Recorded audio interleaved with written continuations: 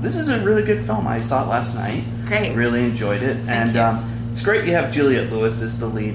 We don't see enough of her these days, I feel. And what I love about her, what this movie reminded me of, is she has a very natural talent. She also has a very instinctual talent as an actress. Yeah. And what was the process of directing her like? I mean, did you rehearse with her a lot, or did you just let her loose? We didn't do a lot of rehearsal. We did a couple of key table reads, just to make sure we're all kind of roughly on the same page, and then we just hit it really on set.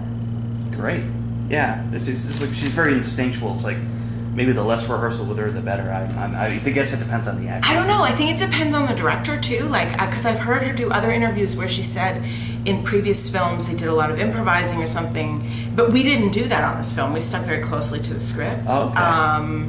So I don't know. I think it worked.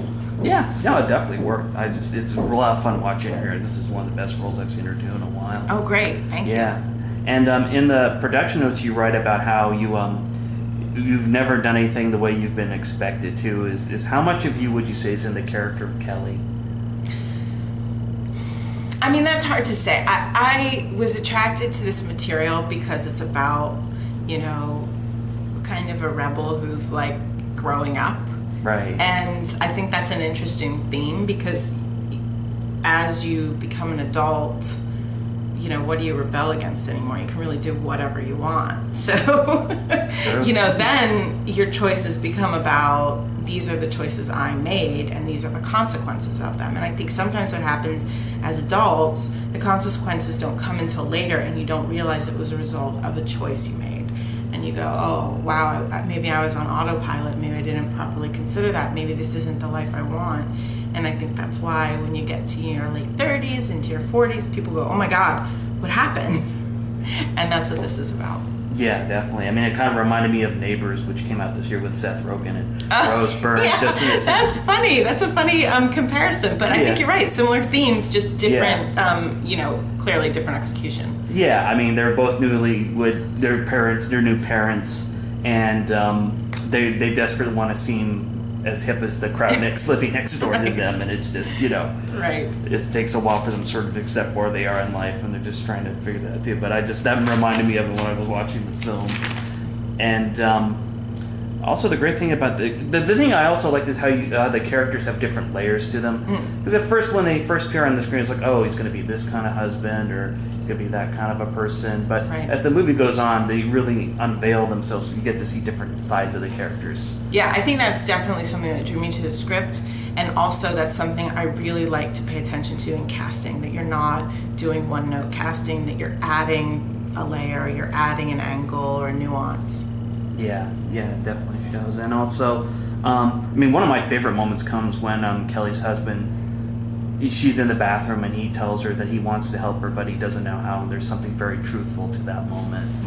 Yeah, it's sort of like, another movie, When a Man Loves a Woman, is like he wants to help his wife, but he doesn't know how. Right, and I think that's common. Yeah. People, they can be as close or as far apart as, the variables are, but you can't read another person's mind, and if they're not communicating with you and they're shutting you out, it's not going to work. Right, absolutely. Yeah, I liked it because it's just very, very truthful to that moment. Something very truthful about that moment. And I'm always a big fan of 80s songs. I grew up on them, and I was especially pleased to hear certain songs like Cyndi Lauper's All Through the Night. I mean, what does that song mean to you? Oh my God, I love that song. I mean, that's an amazing song. I remember like jumping on my bed to all the Cyndi Lauper songs. It's awesome.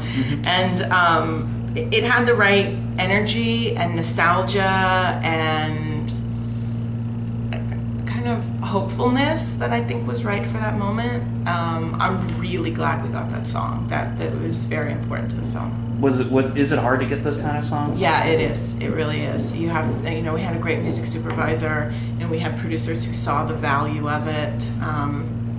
It is a little challenging. Yeah, because I was just seeing. I remember I saw Kevin Smith's Tusk, and it did have the Fleetwood Mac song Tusk in it. I think we're at the press day. We were all wondering how much did that cost, and that could have been cheap. It should, you figure it should be easy to pick out songs, but it's always sort of a complicated process. Mm-hmm. Yeah,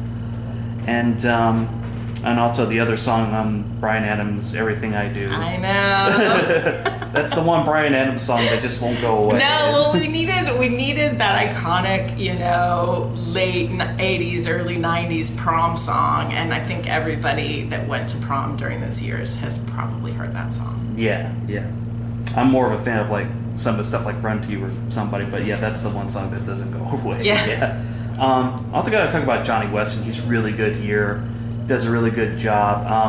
I was reminded of another movie, documentary actually called Murder Ball, and that forces you to look at people in handicapped or in wheelchairs in a different way. And this is a guy who is desperate not to have anyone pity him for the position he's in.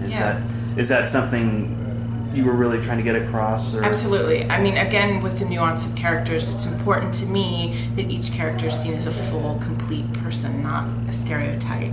Right. And his disability is certainly an element of him, but it's not the only thing about him. And I think also it's important that during the film that sometimes it's not even the predominant thing about him, because he's a full, complex, real person. Yeah, I mean, there are times you almost forget he's in the position he's in, because he can still drive a car, he can still do a number of different things. So yeah, that was definitely intentional. We definitely wanted to make that happen in the film. Yeah, I like that, because after a while it's sort of like, you can look at him as a person in a wheelchair, but you really shouldn't. You don't need to. Right, exactly. Yeah, and I think that was great.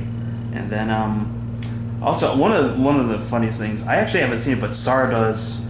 That was an interesting reference. That was a John Borman movie, right? Yeah. No, I have to say that's really from Amy, the writer. You're the second person that has commented on that. That was definitely a weirdo angle. Yeah, that was. I mean, with John Borman, he's made some strange movies like that, and Exorcist too, and then he's also made Deliverance and Hope and Glory.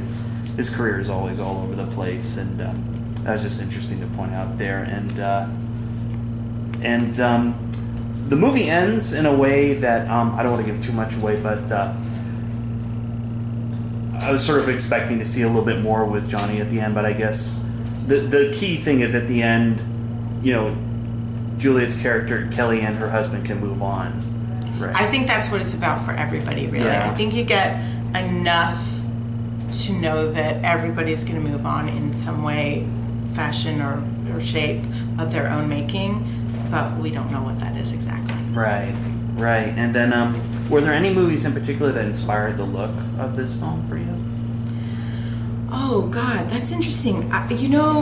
We didn't really... Well, one thing that we did is we did a lot of research to see how other films covered people that were using wheelchairs, because obviously that was a big thing in terms of framing for someone standing next to someone sitting, and how do you do coverage and things like that.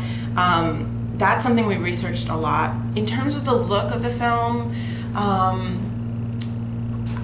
we talked more about different elements than I would say referencing one specific film. Great. Wonderful. Well, this was a terrific movie. I really enjoyed watching it. Good. Thank you. And Juliette Lewis gives a great performance, and I think you have a lot to do with that. So, yeah. Thank you so much. You're welcome. Thanks Thank for you very having much me. for your time. You bet.